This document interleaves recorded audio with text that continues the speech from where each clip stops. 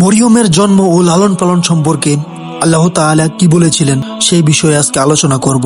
যখন ইমরানের স্ত্রী বলল, হে আমার প্রভু, আমার গর্ভে যা রয়েছে তাকে আমি তোমার নামে উৎসর্গ করলাম সবার কাছ থেকে মুক্ত হিসাবে, অতএব আমার পক্ষ থেকে তুমি তাকে কবুল করে নাও। নিশ্চয় তুমি সর্বশ্রোতা ও সর্বজ্ঞানের অধিকারী। অতঃপর সে যখন তাকে প্রসব করলো তখন বলল, হে প্রভু, আমি তো কন্যা সন্তান প্রসব করেছি। অথচ আল্লাহ তাআলা ভালো করেই জানেন সে কি প্রসব করেছে।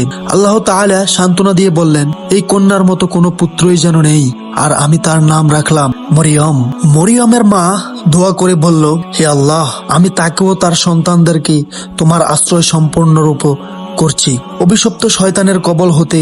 আল্লাহ বলেন, অতঃপর তার প্রভু তাকে উত্তমভাবে গ্রহণ করে নিলেন এবং তাকে প্রবৃদ্ধি দান করলেন, সুন্দর প্রবৃদ্ধি, আর তিনি তাকে জাকারিয়া তত্ত্বাবধানে সম্পন্ন করলেন। অতঃপর ঘটনা হলো এই যে, যখনই জাকারিয়া মেহরাবের মধ্যে তার কাছে আসতেছেন তখনই কিছু খাদ্য দেখতে পেতেন। তিনি জিজ্ঞেস করতেন, মারিয়াম, এসব কোথা থেকে তোমার কাছে এলো?